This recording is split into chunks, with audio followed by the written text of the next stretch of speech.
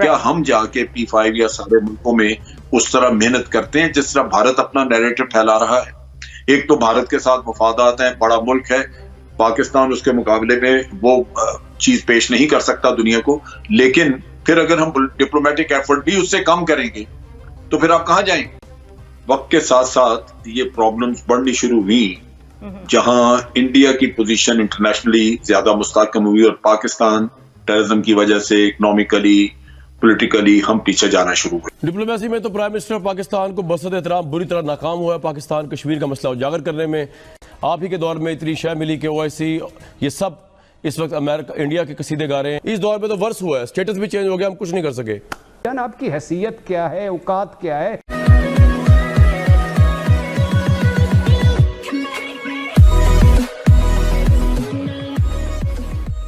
नमस्कार दोस्तों। अब पिछले आप 2-3 सालों से देखो ना तो पाकिस्तानियों को खुद पर एक खुद पर थप्पा लगाया है कि जिस तरीके से इंडिया अपनी डिप्लोमेसी बाहर करता है या फिर कहीं कि अपनी लॉबी जिस टाइप की करता है। अब वो साजिद तरार साहब जब नए नए आए थे ना तब उनका यही स्टेटमेंट हुआ करता था कि वॉशिंगटन DC में अगर आपको इजराइल के बाद किसी की स्ट्रांग लॉबी देखनी है ना तो इंडिया की देखनी चाहिए। आपने साजिद तरार साहब का कहना ये भी था कि आपने वहाँ की जो लॉबी है इंडियन लॉबी, इंडियन डायस्पोरा किस तरीके से वो मशीनरी किस टाइप से काम करती है वो आपको पता ही नहीं है। अगर आपने देखा होता तो आपको पता होता है और फिर आप थोड़े शर्म से चूक भी जाते। लेकिन फिर उनके बाद ये भी कहना है कि अब पिछले 2-3 सालों की बात थी, लेकिन अब रिसेंटली ये भी कहना है इन सबका कि भाई इजराइल की लॉबी को भी पीछे छोड़ते हुए इंडियन लॉबी यहाँ पर बहुत स्ट्रांग हो चुकी है। व्हाइट हाउस से लेकर कई सारी जगह है, बड़ी बड़ी कंपनीज है, वहां पर इंडियंस मौजूद है और यही पाकिस्तानियों का यहाँ पर प्रॉब्लम है या फिर कहीं कि उनको जलन हो रही है कि जिस टाइप की इंडिया ने डिप्लोमेसी दिखाई है ना उस टाइप की डिप्लोमेसी पाकिस्तान ना ही पहले दिखा पाया था और ना ही आज दिखा पा रहा है।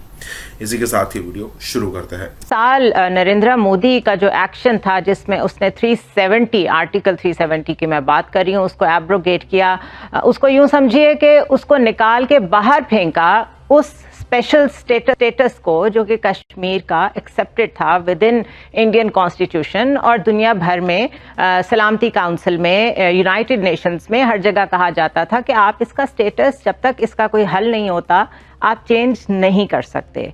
यूनियन, भारतीय यूनियन का हिस्सा बना के उसके ज़ेरे इंतज़ाम ला के ये तासुर देने की कोशिश की गई कि ये तो भारत का अंदरूनी मामला है। देखिए ये वाज़ेह है कि आज भारत के साथ मफादात, बहुत सारे मुल्कों के मफादात जो हैं वो मंसूब हैं और आप देखिए कि सो के इस्लामी ममालिक भी सारे आपको उस तरह खुल के हिमायत नहीं कर रहे। आपने देखा कि सऊदी अरेबिया या UAE वगैरह से कोई आवाज नहीं उठी उसके खिलाफ जी। तो ये एक ऐसा वक्त आ गया है कि आज भारत की स्ट्रेटेजिक पोजीशन लोगों की नजर में अहम है और दूसरे ममालिक समझते हैं कि उनको जरूरत है। एक वक्त था कि जब भारत के ताल्लुकात ज्यादा सोवियत यूनियन के साथ थे तो उस वक्त पाकिस्तान को मगरबी दुनिया की हमायत हासिल होती थी, लेकिन उस वक्त में आपने देखा कि 1971 की जंग के बाद हमने कश्मीर के मसले को बहुत तवज्जो नहीं दी। हमें अफगान जहाज में हम उलझ गए, वहां लगे रहे। फिर उसके बाद जब हम अफगान जहाज से फारिग हुए तो फिर आपने देखा कि ये मसला थोड़ा कटाई में पड़ा रहा। फिर 2 हुकूमतें पीछे आई तो इन्होंने कुछ एफर्ट नहीं की उस पर।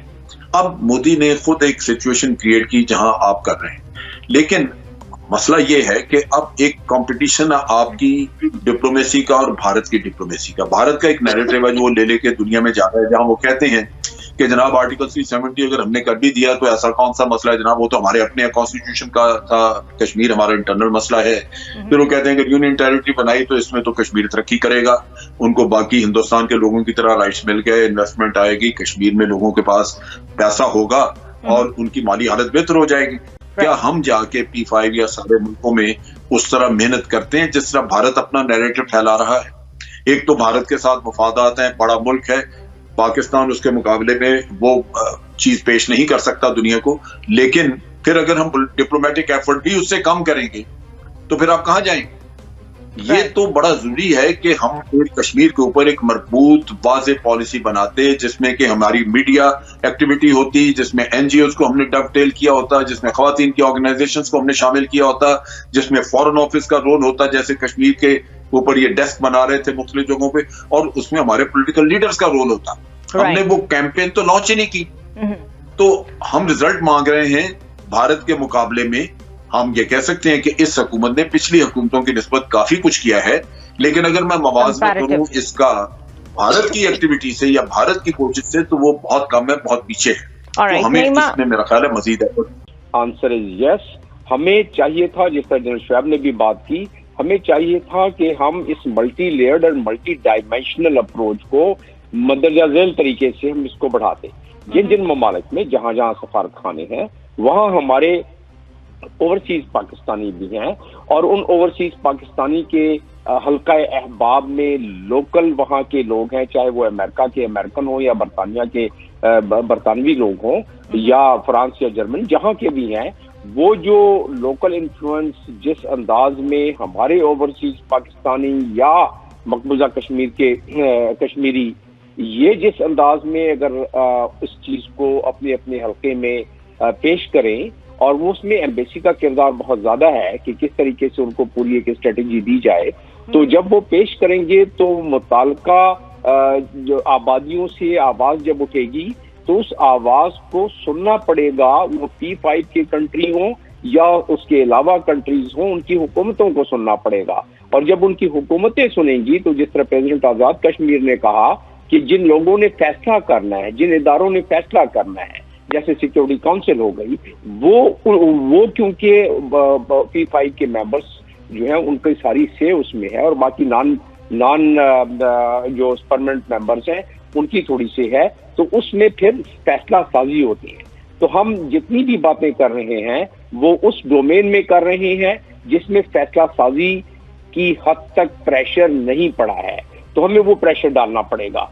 दूसरी बात, सबसे बड़ी बात यह है कि हम जो बहुत ज्यादा आज लोगों के जोशो खरोश, जज्बा, दिलों की धड़कन, वो सारी की सारी बड़ी अच्छी डेमोन्स्ट्रेट हुई है पाकिस्तान में। तो हम पाकिस्तान में जो चीजें कर रहे हैं वो अपने लोगों को ही हम बताना चाह रहे हैं कि कश्मीर की कॉज क्या है और कश्मीर का में मसला क्या है, वो तो हमें ज़्यादातर पता है। जो OIC है या मुस्लिम मुल्क हैं वो खुद डिवाइडेड हैं। हमने खुद देखा सऊदी अरेबिया जो है वो सिविलियन अपना हाईएस्ट सिविलियन अवार्ड दे रहा है इंडिया को, UAE भी दे रहा है। इसी तरह जब ये पीस प्लान आया है इसका पैलेस्टाइन का, तो उसको फौरन एंडोर्स कर दिया सऊदी अरेबिया ने और UAE ने। एट द सेम टाइम हम KL समिट में जाते हैं तो हमें पता चलता है कि वो नाराज हो जाएंगे, हमारे लिए प्रॉब्लम्स क्रिएट हो जाती हैं। इस तरह की सिचुएशन से वे आउट क्या निकल सकता है, मिडिल ग्राउंड्स क्या निकाले हम? देखिए, बात यह है कि वक्त के साथ साथ ये प्रॉब्लम्स बढ़नी शुरू हुई, जहां इंडिया की पोजीशन इंटरनेशनली ज्यादा मुस्तहकम हुई और पाकिस्तान टेररिज्म की वजह से इकोनॉमिकली, पॉलिटिकली हम पीछे जाना शुरू हुए। हमारी इंटरनल यूनिटी का भी मसला है, आपने देखा कि कंसेंसस नहीं है, और ये 2-3 इश्यूज थे जिनके ऊपर एक नेशनल कंसेंसस बनाना ही चाहिए था। इकोनॉमी है और ये कश्मीर का समर्थन न मिल पाने के कारण ग्रेटर मिडिल ईस्ट का जो मंसूबा है जिसमें इसराइल थानेदार हो, जैसे इंडिया इस इलाके का थानेदार, तो इंडियंस में भी कर्नाटका में एक जगह पे एक पूरा एटमी शहर बसा रहे हैं, हाइड्रोजन बम बना रहे हैं, मिसाइल टेस्टिंग ग्राउंड्स बनाई हैं, एटम बम के टेस्टिंग ग्राउंड्स बनाई हैं, और पूरा एक नेटवर्क बना रहे हैं। वो उनका सिविल न्यूक्लियर एग्रीमेंट है अमेरिका के साथ, और 8 उनके जो रिएक्टर हैं वो इस मुआहदे से मुबर्रा हैं, आज़ाद हैं, जिसमें वो अफजूदगी कर रहे हैं। इंडिया जो कुछ कर रहा है उस पर नहीं है।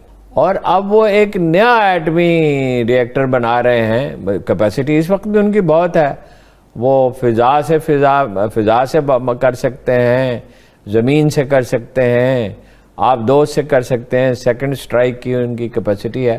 अब वो नया वो बना रहे हैं एटमी रिएक्टर एक दूसरी जगह पे, उस पर कोई यूरोप को एतराज़ नहीं, अमेरिका को कोई एतराज़ नहीं, मगर फिर भी दबाव ईरान के ऊपर है। किसी को कोई एतराज नहीं, एतराज है पाकिस्तान पे है, मगर फिर भी ईरान को प्रेशर है, ईरान पे दबाव है, पाकिस्तान पे दबाव डालने की कोशिश है।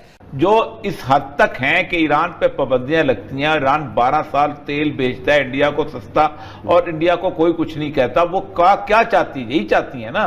जो लोग ये हैं कि मार हम खाते हैं, 70,000 लोग हम मरते हैं, वॉर ऑन टेरर में नॉन नेटो अलाई हम होते हैं और अफगानिस्तान में इंडिया होता है। वो क्या चाहती हैं? यही चाहती हैं कि इंडिया को एक ऐसा इंडिया बना दिया जाए जो चाइना के कंटेनमेंट के अंदर काम करे।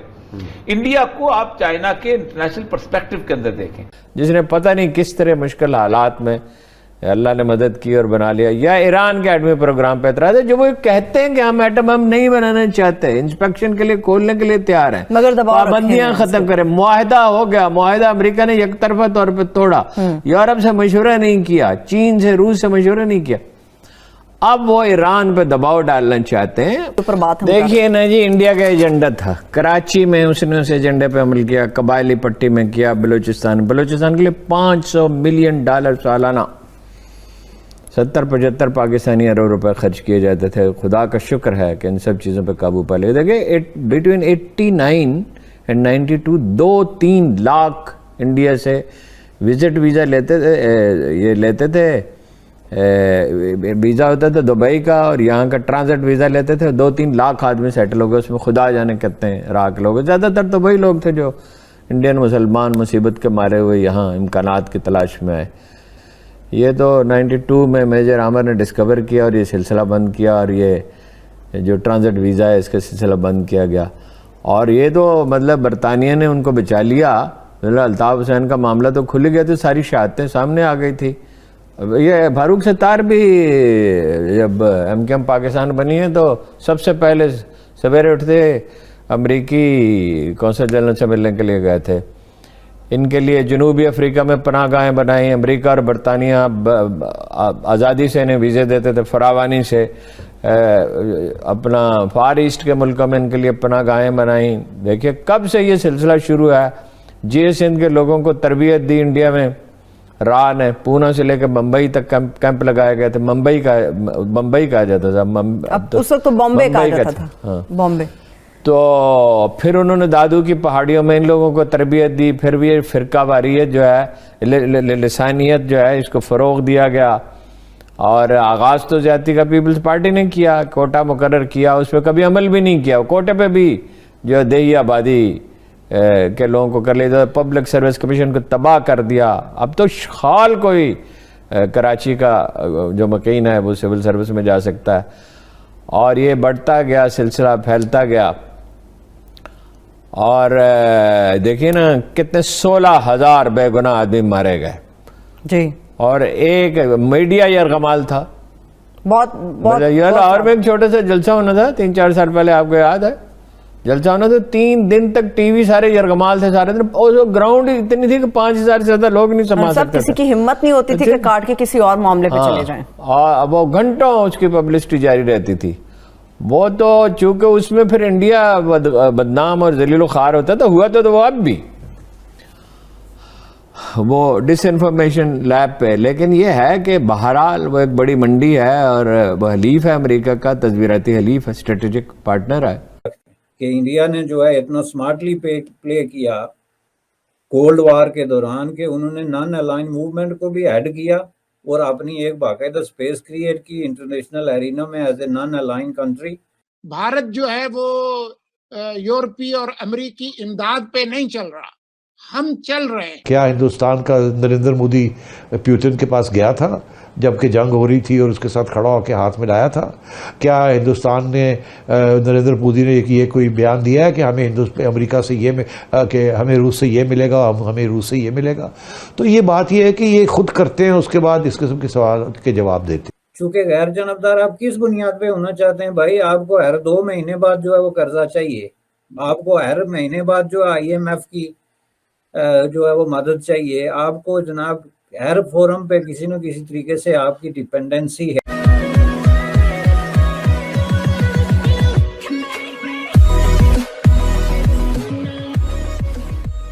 नमस्कार दोस्तों, अब यहाँ पर जो बैरिस्टर हामिद बसानी साहब है ना, बिल्कुल सटीक एक लाइन उन्होंने कही है कि पहले तो इंडिया और पाकिस्तान का कंपैरिजन करना छोड़ दीजिए, क्योंकि हर महीने 2 महीने में इंडिया किसी और कंट्री से भीख मांगने नहीं जाता। हर महीने 2 महीने IMF के पास 1 बिलियन 2 बिलियन के लिए नहीं जाता है। इंडिया मदद करता है। इंडिया किसी भी कंट्री की मदद करता है वो बिलियंस में होती है, चाहे वो श्रीलंका हो, चाहे नेपाल हो, चाहे बांग्लादेश हो। और जितना उसका ट्रेड है, जितना उसका एक्सपोर्ट है, उससे उसका पता चलता है कि इंडिया ने ये सब कुछ खुद अर्न किया है, किसी की मेहरबानी से। जैसे पाकिस्तान को बिलियंस ऑफ डॉलर मिले हैं ना, वैसा इंडिया को नहीं मिला है कुछ भी। इंडिया जो भी है, और इसीलिए इंडिया ना ही रशिया की सुनता है, ना ही अमेरिका की सुनता है, करता खुद की है। जो इंडिया के भरोसे, इंडिया के लोगों के लिए अच्छा है ना, वही होगा। तो यहाँ पर यही बात हो रही है कि भाई एक तरफ आप हो जो हर 2 महीने में भीख मांगने के लिए निकल पड़ते हो, और एक तरफ इंडिया है जो हर रोज कुछ ना कुछ नया होता है इंडिया में। इसी के साथ ही वीडियो शुरू करते हैं। हम तो नहीं इस तरह के किसी फोरम का आइंदा 21st सेंचुरी में हिस्सा, तो हम आइसोलेशन की तरफ जा रहे हैं। अगर ग्लोबली हम मल्टीलैटरल फोरम का हिस्सा नहीं बनते, ऊपर से हम मगरब को, अमेरिका को, यूरोप को तड़ियां भी लगाते हैं और कहते हैं जनाब, और अपने अंडे एक ऐसी टोकरी में डाल रहे हैं जो ऑलरेडी डगमगा रही है। अब ये क्या कर रहे हैं कि वहां से निकल के चीन की गोद में बैठना चाहते हैं, बिल्कुल उसी तरह जिस तरह अनकंडीशनली अमेरिका की गोद में बैठ गए थे।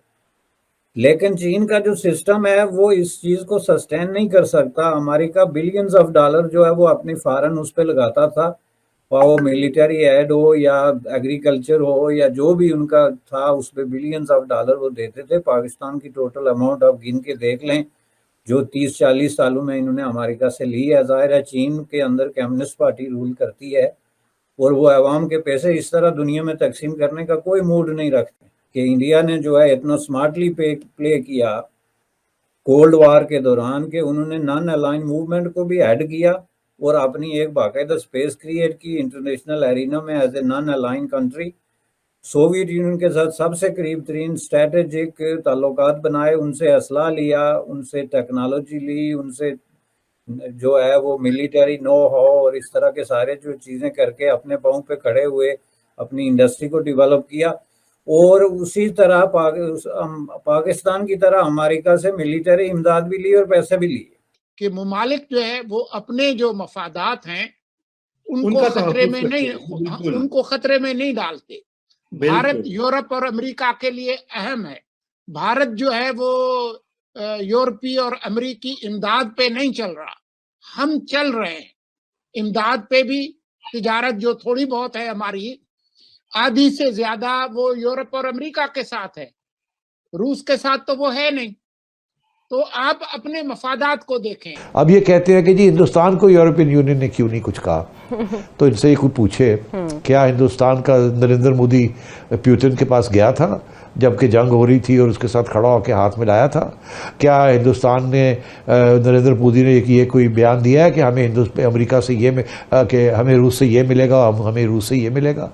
तो ये बात ये है कि ये खुद करते हैं, उसके बाद इस किस्म के सवाल के जवाब देते हैं।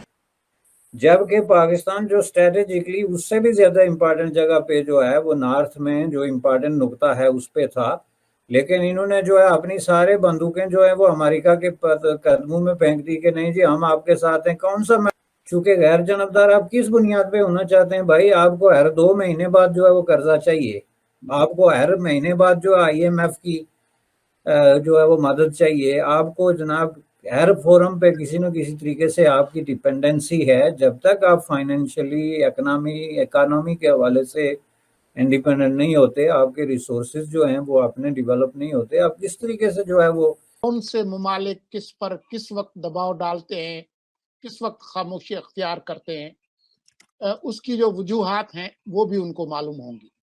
ये जो यूरोप से और अमेरिका से मुतालबा कर रहे हैं कि जी आपने इंडिया को खत क्यों नहीं लिखा, तो और कश्मीर का भी जिक्र किया, तो ये जरा अपने जो मुसलमान भाई मुमालिक है ना, सऊदी अरब है, UAE है, इनसे जरा पूछें कि उन्होंने कितने खत लिखे हैं मोदी को कि कश्मीर में आप जो है वो जो कुछ कर रहे हैं वो गलत है।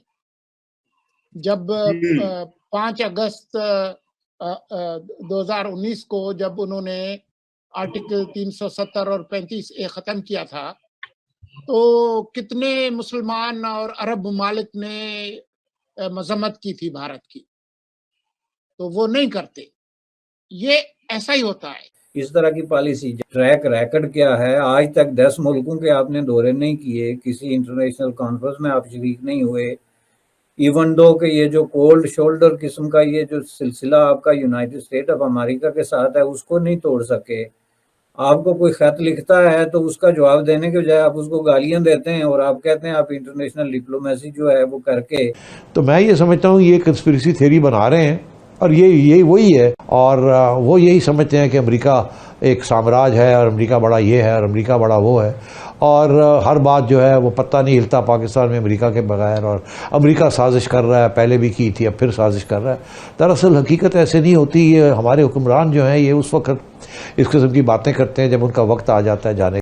जब इंडियंस आए थे पाकिस्तान में हमला करने के लिए तो हमें बताया गया था कि उनके ऑपरेशन रूम के अंदर इसराइली बैठे हुए थे जो उनको बता रहे थे कैसे अटैक करना है पाकिस्तान पे, क्योंकि इसराइल की बड़ी ख्वाहिश है कि वो एक बड़ा अटैक पाकिस्तान पे करके पाकिस्तान को एटमी असासों से महरूम कर दे।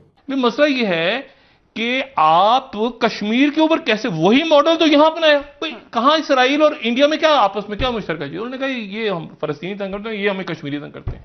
उन्होंने कहा ये यहां के लाके सारा असला लगा दो, ये कर दो, फलां कर दो। ये कोई चाइना के अगेंस्ट आया था इसराइल कश्मीर में? ये जो अलायंस बना इसराइल और इंडिया का, वो इंडिया वो इसराइल, क्या चीज कॉमन थी? फलस्तीनी और कश्मीरी।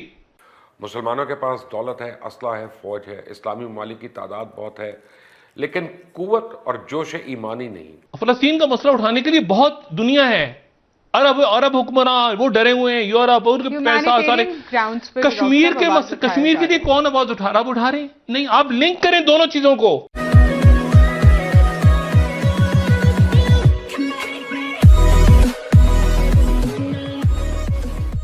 नमस्कार दोस्तों, अब मान लीजिए पाकिस्तानियों को अगर आप कहो ना कि आपका सबसे बड़ा दुश्मन कौन है, तो वो नहीं कहेंगे गरीबी है, वो नहीं कहेंगे कि मेरी जॉब नहीं लगी है, वो नहीं कहेंगे कि पाकिस्तान के अंदर चीज़ें बहुत महंगी हो चुकी है, ऐसा कुछ नहीं कहेंगे। वो सिर्फ दो चीज़ें कहेंगे कि भाई इंडिया और इजराइल उनके बहुत बड़े दुश्मन हैं। अब इतना ज़्यादा ऑब्सेशन है।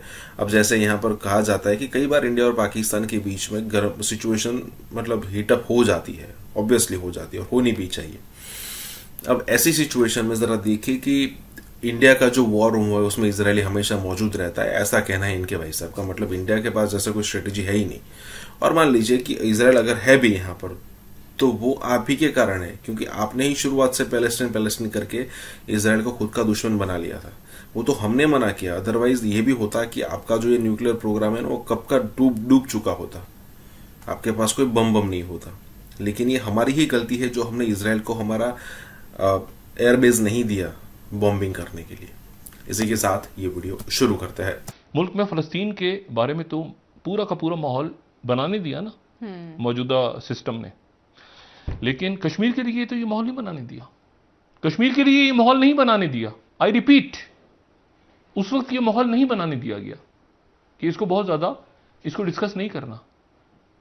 क्या वजूहत थी डॉक्टर साहब? वजूहत तो ये सिस्टम खुद बताएगा। मौजूदा बात यह है कि वहां आप नहीं कर सकते, आप ये नहीं कर सकते कि वो मॉडल जो वहां पर इसराइल ने अपनाया फलस्तीन में, उसके साथ उसको आप कह रहे हैं कि नहीं उनकी जमीन के को, और उसी को जब यहां पर अपनाया कि डेमोग्राफिक चेंज होंगी और यहां पे हिंदू ज्यादा लाके आबाद कर दिए जाएंगे और मुसलमान कम हो जाएंगे। और मुझे बताएं कि वहां पे इस वक्त, और आप जनाब कह रहे हैं कि जियो इकोनॉमिक्स होती है, नहीं बात छोड़ देना, वो 370 को साइड पे छोड़ के 35 पे बातचीत करते हैं ना, चले वो आलू प्याज की तिजारत शुरू करते हैं ना चुपके चुपके, आपकी बातें चल रही, फिर उसके बाद हालात देख के आप पीछे हो जाते हैं। मसला ये है कि आप कश्मीर के ऊपर कैसे वही मॉडल तो यहां अपनाया, कहां इसराइल और इंडिया में क्या आपस में क्या मुश्तरका चीज। उन्होंने कहा ये हम फलस्तीनी तंग करते हैं, ये हमें कश्मीरी तंग करते हैं। उन्होंने कहा ये यहां के लाके सारा असला लगा दो, ये कर दो, फलां कर दो। ये कोई चाइना के अगेंस्ट आया था इसराइल कश्मीर में? ये जो अलायंस बना इसराइल और इंडिया का, वो इंडिया वो इसराइल, क्या चीज कॉमन थी? फलस्तीनी और कश्मीरी। पाकिस्तान और तुर्की कोशिश कर रहे हैं, लड़ाई नहीं कर रहे, कर भी नहीं सकते और करेंगे भी नहीं। ये मैं आपको पहले बता रहा हूं। जब तक कि इसराइल इनके ऊपर हमला ना करे ये कभी नहीं करेंगे। दूसरा, इसराइल कभी मौका ज़ाया नहीं करेगा। जब इंडियंस आए थे पाकिस्तान में हमला करने के लिए तो हमें बताया गया था कि उनके ऑपरेशन रूम के अंदर इसराइली बैठे हुए थे जो उनको बता रहे थे कैसे अटैक करना है पाकिस्तान पे, क्योंकि इसराइल की बड़ी ख्वाहिश है कि वो एक बड़ा अटैक पाकिस्तान पे करके पाकिस्तान को एटमी असासों से महरूम कर दे। और कुछ ऐसा स्ट्राइक हो पाकिस्तान में जिसके बाद पाकिस्तान के पास ये एबिलिटी या ये काबिलियत मौजूद ना हो। इसी तरह वो ईरान पे भी करते रहते। तो आप कश्मीरियों के लिए तो आपने पूरे दुनिया में माहौल, ये फ़लस्तीनियों के लिए तो बन गया, तो फ़लस्तीनियों कश्मीरियों के लिए बनाना किसका काम था? हमारा काम था पूरी दुनिया में। ये गली गली मोहल्ले मोहल्ले जुलूस निकल रहे होते और वहाँ पे जो कुछ हो रहा है उसकी आवाज़ उठाते हैं। हमने वो नहीं किया। हमें कश्मीर के मसले को उसी तरह से उठाना है, उससे ज़्यादा, क्योंकि फ़लस्तीन का मसला उठाने के लिए बहुत दुनिया है। अरब हुक्मरान वो डरे हुए हैं, यूरोप उनके पैसा सारे। कश्मीर के लिए कौन आवाज उठा रहा? उठा रहे नहीं। आप लिंक करें दोनों चीजों को। आपने ओआईसी के अंदर अगर फलस्तीन के खिलाफ करारदाद फलस्तीन के हक में और इसराइल के खिलाफ मंजूर करवाई तो कश्मीर को ऐड करें आप। आपका इशू कश्मीर है, फलस्तीन भी है, किबला अव्वल दोनों एक साथ। लेकिन आप ये नहीं कर सकते कि एक जगह आप 2 नंबरी कर रहे हैं और एक जगह आप हम सीना तान के खड़े हो जाएं। ऐसे नहीं है। वहां पर वो बड़ा जेल है।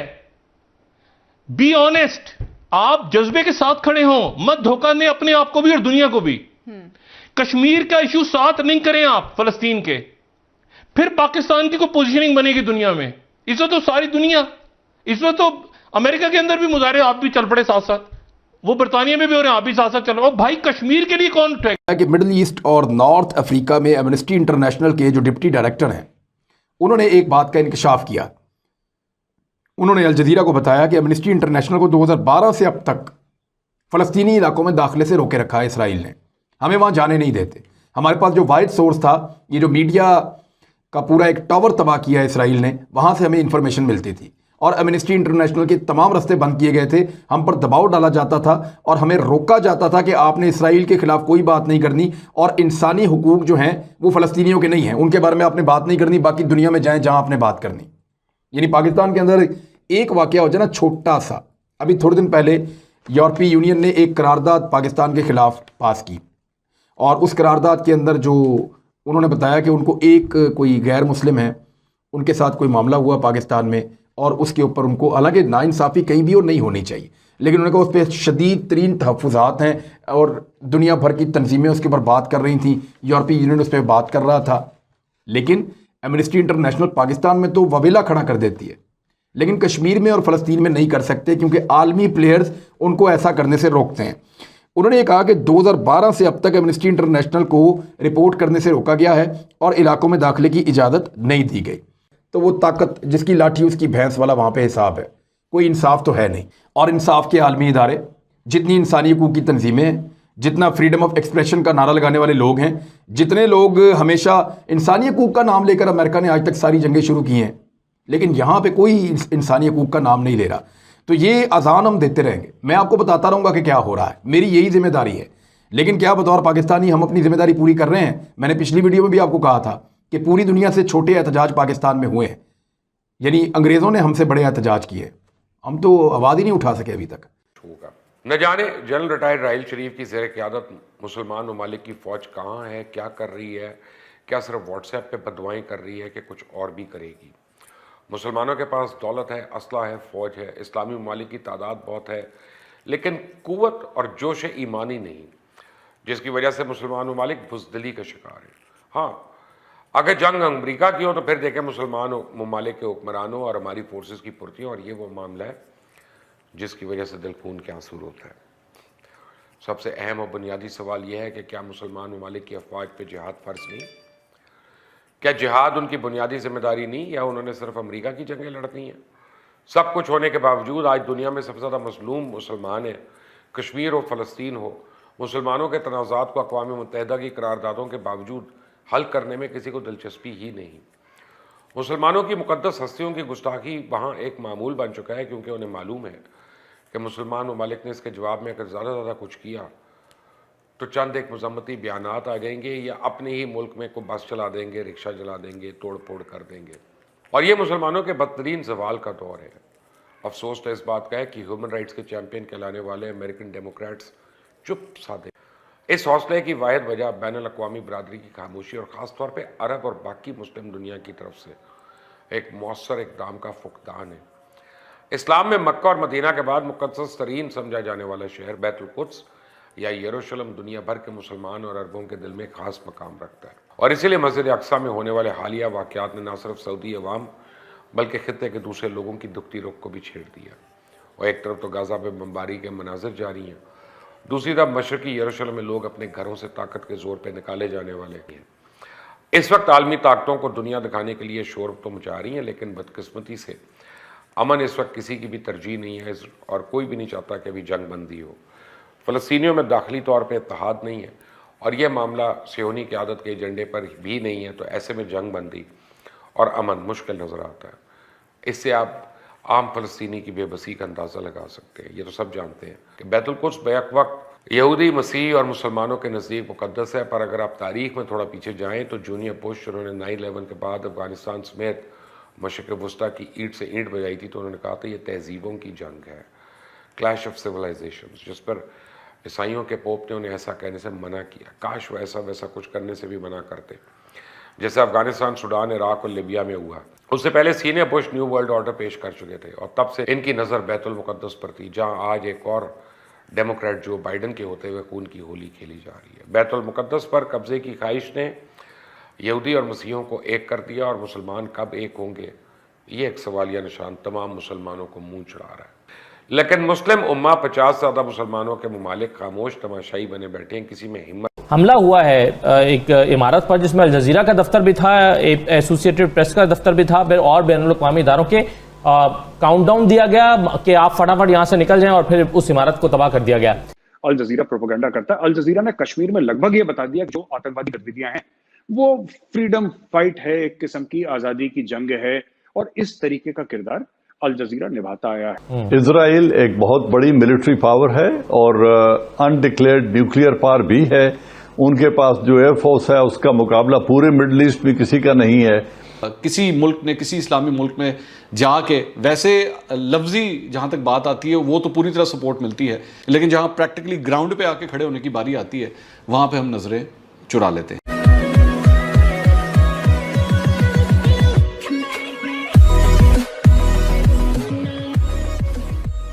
नमस्कार दोस्तों, अगेन यहाँ पर फिर से वही इजराइल और इंडिया वाली सिचुएशन शुरू हो गई कि भाई जब इजराइल को कमज़ोर हमने समझा था, लेकिन 6 कंट्रीज़ ने यहाँ पर अटैक कर दिया और 6 सारे के सारे कंट्रीज़ यहाँ पर कुछ न कुछ अपनी लैंड खो चुके हैं और इजराइल ने उस पर कब्जा कर रखा है।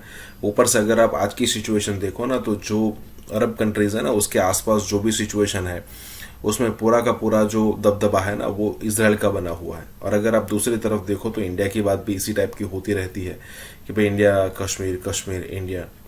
अब देखने वाली बात यह है कि यहाँ पर अल जज़ीरा की बात हो रही है। अल जज़ीरा आप सबको पता होगा कि भाई कतर का स्टेट अफिलिएटेड न्यूज़ है, न्यूज़ मीडिया पोर्टल है, और वो उसी टाइप की न्यूज़ चलाता है जो उसको सही लगती मतलब उसके प्रोपेगेंडा को सेट होती है। हमेशा वो इंडिया के खिलाफ बोलता है, मतलब पॉइंट जो भी हो, एंगल एक ही एंगल से देखा जाएगा।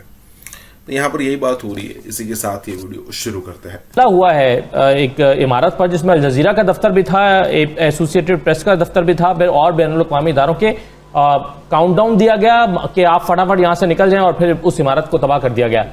ये क्या डराने की कोशिश है, मजीद पैगाम देने की कोशिश है कि हमारे खिलाफ अगर आप जाएंगे तो फिर ये होगा? यहाँ पर बैठकर आप सहाफत नहीं कर सकते। IW अल जज़ीरा करता है, मुझे नहीं लगता कोई और ऑर्गेनाइजेशन, अगर BBC करती होगी तो करती होगी, लेकिन अल जज़ीरा जितने फिनेस के साथ करता है वो मुझे नहीं लगता और कोई करता है।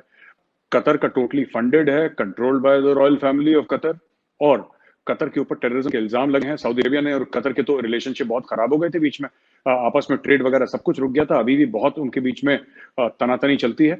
और अल जज़ीरा का एक खास किरदार रहा, किरदार ऐसा रहा अल जज़ीरा का कि कोई भी चीज जो गलत होती है उसको किस तरीके से मोल्ड करना है, कैसे मोल्ड करना है, ये जबरदस्ती वाला काम नहीं करते। आप इनका देखें कि प्रोडक्शन वैल्यूज बड़ी सोफिस्टिकेटेड है। दुनिया भर का अल जज़ीरा में पैसा लगा रखा है, फॉरेनर इनके एंकर्स हैं, व्हाइट फेसेस हैं, सो टू से, अगर मैं ब्लंटली बोलूं तो। और पूरा एक तरीके से एक बड़ा सोफिस्टिकेटेड किस्म का एक प्रोपेगेंडा अल जज़ीरा करता है। तो ये अल जज़ीरा का किरदार है। लगातार आप कश्मीर में भी, मैं आपको बताता हूँ जिस तरीके से अल जज़ीरा प्रोपेगेंडा करता है। अल जज़ीरा ने कश्मीर में लगभग ये बता दिया कि जो आतंकवादी गतिविधियां हैं वो फ्रीडम फाइट है, एक किस्म की आज़ादी की जंग है, और इस तरीके का किरदार अल जज़ीरा निभाता आया है। और ठीक है, इंडिया में है अल जज़ीरा, क्योंकि हमारी डेमोक्रेसी अलाउ करती है। लेकिन सबसे बड़ी बात यह है कि अल जजीरा कोई ढकी छुपी बात नहीं है, ये एक इंफॉर्मेशन वॉरफेयर विंग है स्टेट ऑफ कतर का। इजराइल एक बहुत बड़ी मिलिट्री पावर है और अनडिक्लेयर्ड न्यूक्लियर पावर भी है। उनके पास जो एयरफोर्स है उसका मुकाबला पूरे मिडल ईस्ट में किसी का नहीं है। तो मिलिट्री और फिर उसको जो मुआशी और पॉलिटिकल बैकिंग है वो उसका भी अगेन कोई मुकाबला नहीं है। तो है ये यकतरफा यूज ऑफ पावर है और इसका मुकाबला नहीं। का इस्तेमाल ही असल चीज़ है, असल हकीकत है, और उसके लिए ना हमें मीडिया रोक सकता है, ना ह्यूमन राइट्स की ऑर्गेनाइजेशन रोक सकती हैं, ना यूएन रोक सकता है। वहां पर इस बिल्डिंग को जब निशाना बनाया गया तो उसके अंदर 1 घंटा पहले वहां के लोगों को, उन बिल्डिंग के अंदर रहने वाले मुकीम लोगों को ये कह दिया गया, वहां पे मुख्तलिफ दफातर भी थे, अल जजीरा का दफ्तर भी था और भी लोगों के दफ्तर थे। 1 घंटा पहले उनको वार्निंग दी गई कि जी 1 घंटे के बाद ये बिल्डिंग जो है वो तबाह कर दी जाएगी, आप इसको जल्द अज जल्द खाली कर लें। और वहाँ पे वो लोग जो हैं वो 10-10 साल से 11-11 साल से इसी बिल्डिंग में काम कर रहे थे और सिर्फ 1 घंटे के अंदर अंदर उनके हाथ में जो कुछ आया उन्होंने वो पकड़कर उस बिल्डिंग को खाली कर लिया। लेकिन अपनी फिर आंखों के सामने अपने उस जगह को जहाँ पे वो पिछले 10-11 साल से काम कर रहे थे, वो सहाफ़ी जिनका काम सिर्फ रिपोर्ट करना है, उन्होंने अपनी आंखों के सामने अपने उस दफ्तर को तबाह होते देखा।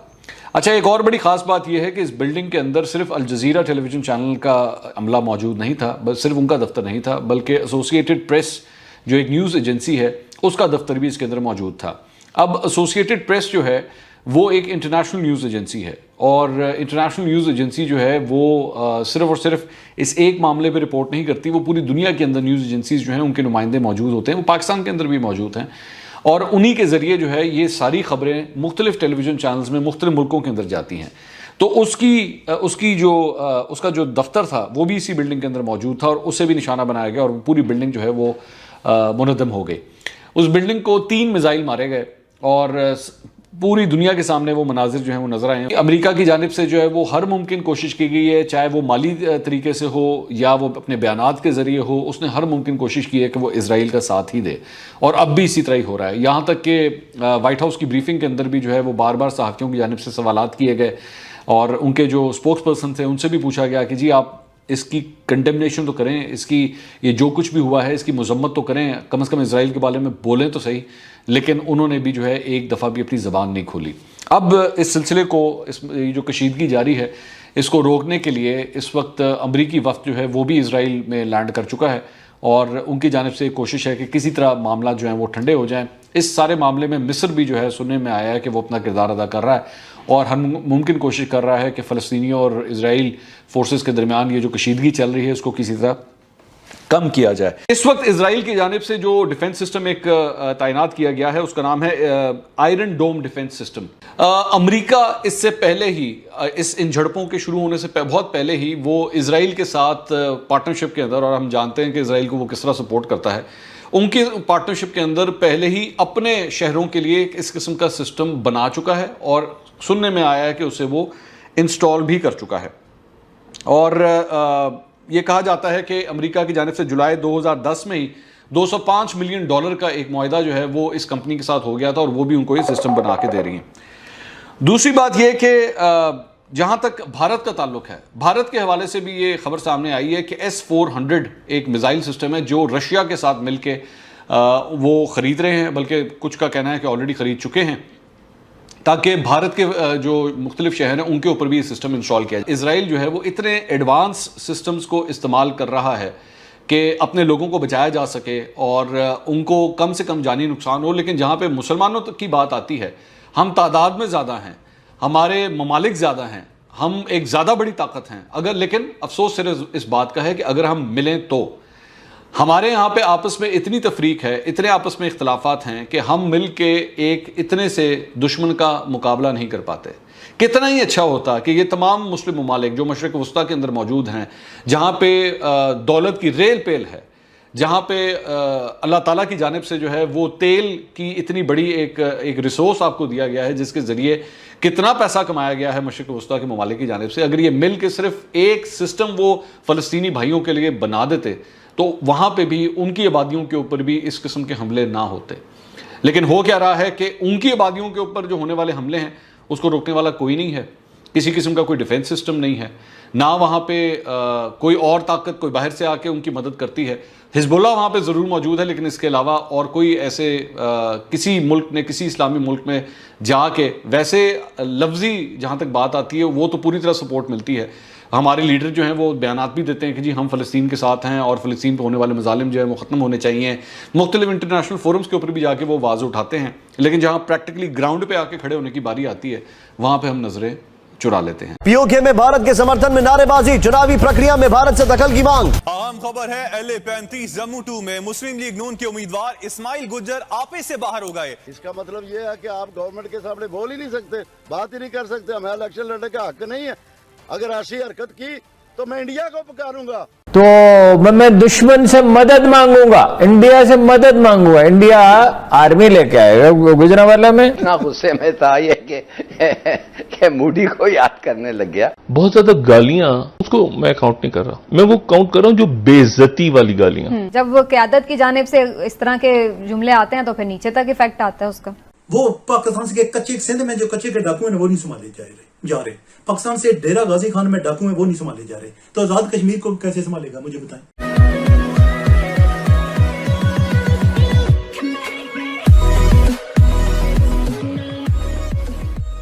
नमस्कार दोस्तों, पाकिस्तान के अंदर इंडिया का नाम लेना बहुत ही आम हो चुका है और चलो इंडिया को कोसने वाली बात तो है ही, वो तो कोसते ही रहते हैं, लेकिन जब यहाँ पर प्रॉब्लम्स क्रिएट होती है और जो बंदे जो विक्टिम होते हैं ना वो अब ऐसी धमकियाँ देते हैं कि भाई हम जो है ना हिंदुस्तान चले जाएंगे या फिर बॉर्डर खोल दो या फिर हम हिंदुस्तान को इनवाइट करेंगे कि यहाँ पर आकर अटैक करो, यहाँ पर आओ और ये सारी जगह कब्जा कर लो। क्यों? क्योंकि हम जो है ना यहाँ पर इंटरनल सिचुएशन जो भी है उससे हम खुश नहीं हैं। कहने का मतलब ये है, अब यहाँ पर भी यही बात हो रही है कि भाई हमें यहाँ पर मोदी को या फिर इंडिया को इनवाइट करना पड़ेगा, आप जो सिचुएशन हमारे साथ कर रहे हो, और ये होना भी चाहिए। देखिए, अब जो कश्मीर है उसको आज़ाद कश्मीर नाम दे देने से कुछ होने वाला तो है नहीं। अब जो सुविधा है आपको वहाँ पर पहुँचानी चाहिए, आपने कभी नहीं पहुँचाई, नहीं आने वाले दिनों में ऐसा लग रहा है कि आपकी सिचुएशन इतनी अच्छी होगी कि आप पहुँचाओगे। और अगर मान लीजिए सिचुएशन अच्छी भी होगी फिर भी कश्मीर आपकी प्रायोरिटी में नहीं होगा। POK की बात कर रहा हूँ मैं यहाँ पर।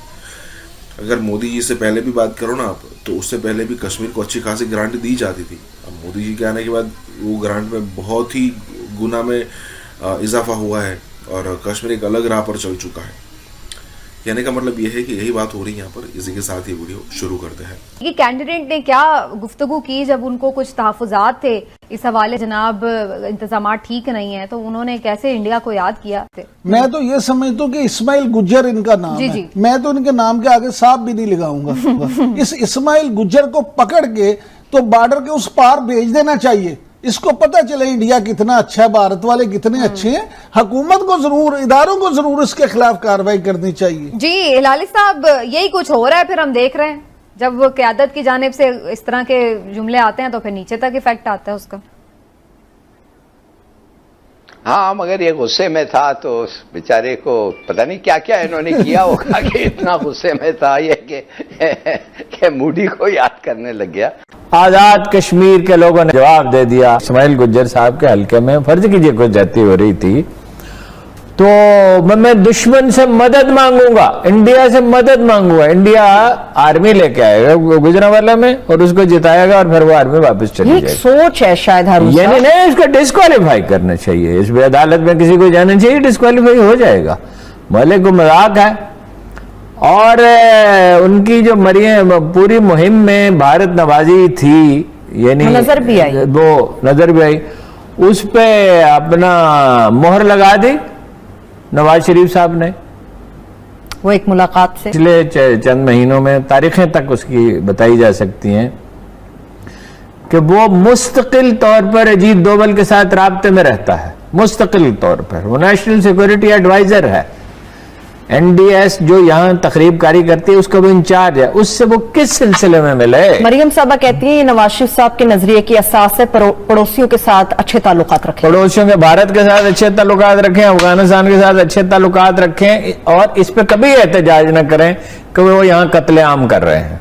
60-70 हजार हमारे शहरी शहीद हुए, कोई जगह हमारी बची नहीं, कोई दफ्तर, कोई मजार, कोई मार्केट, कोई मंडी, कोई, यानी 6,000 तो फौजी जवान शहीद हुए और उनमें अफसरों के बड़ा तनासुब है।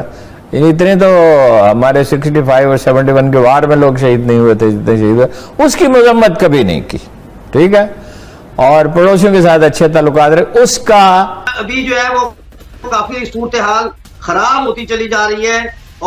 और ये जो है ये पाकिस्तानी आर्मी कुछ भी नहीं कर रही, ये वही कर रही है जो इनको ड्यूटी दी गई थी कि तुमने वहां पे खड़े रह के तमाशा देखना है, ये वही काम कर रही है। और ये केओस को लीड कर रही है पाकिस्तान आर्मी इस तरह से कि ये साइड पे खड़े होकर देख रहे हैं कि इनको मारने दो, लड़ने दो। कहीं दूर दूर तक जहां पे लड़ाइयां हो रही हैं आपको कोई फौजी नजर नहीं आएगा, जैसे ही पोलिंग बूथ बंद होता है फौज पहुंच जाती है वहां। वो पाकिस्तान से कच्चे सिंध में जो कच्चे के डाकू हैं वो नहीं संभाले जा रहे। पाकिस्तान से डेरा गाजी खान में डाकू हैं वो नहीं संभाले जा रहे। तो आजाद कश्मीर को कैसे संभालेगा मुझे बताएं। कश्मीर एक आजाद हो जाए तो वहां का भी जम्मू, श्रीनगर, जम्मू वो भी साथ हो जाए तो पाकिस्तान कैसे संभाले जाए मुझे बताएं। कश्मीर का ये हमारा ठीक है, पाकिस्तानी हमारे भाई हैं, हम पाकिस्तानी अपने खुद को कहलवाते हैं, लेकिन हम जो है वो आजाद कश्मीर के रहने वाले हैं, हम कश्मीरी हैं। अब कश्मीर जो है वो कभी भी किसी का चमचा नहीं है, किसी का टाउट नहीं है, किसी का गुलाम नहीं है।